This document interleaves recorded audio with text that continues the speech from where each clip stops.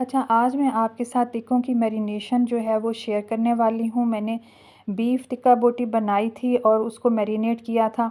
तो उसको मैंने कैसे मैरिनेट किया ये आपने नोट कर लेना है, एंड तक मेरी वीडियो देखनी है कि मेरे टिक्के जो थे वो इंतहाई सॉफ्ट, टेंडर और जूसी बने थे और सबको बहुत पसंद आए थे।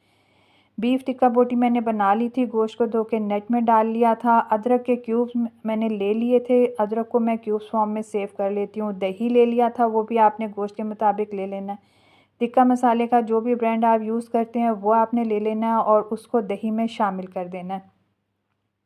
मैंने गोश्त के मुताबिक 2 पैकेट टिक्का मसाला के लिए थे। अब जिस पर अदरक के क्यूब्स मेरे सॉफ्ट हो जाएँगे तो उसमें मैं लहसुन का पेस्ट शामिल करूँगी। ये दोनों चीज़ें आपने पेस्ट फॉर्म में लेनी है, अदरक भी और लहसुन भी।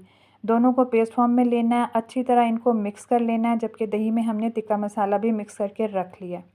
अच्छा, जब इनको मिक्स कर लेंगे तो इसमें गोश्त शामिल करेंगे और गोश्त को भी अच्छी तरह इसमें मिक्स करके जो दही का पेस्ट हमने बनाया था टिक्का मसाला के साथ वो शामिल कर लेंगे। और उसके बाद इसमें थोड़ा-सा ऑयल शामिल कर लेंगे, इनको अच्छी तरह मिक्स कर लेंगे और 3 से 4 घंटे के लिए मैरिनेट कर लेंगे। इंतहाई टेंडर, जूसी, सॉफ्ट और स्पाइसी किस्म के टिक्के बने थे कि बस मेरी तो वाह-वाह हो गई थी। आप भी ट्राई करें और एन्जॉय करें।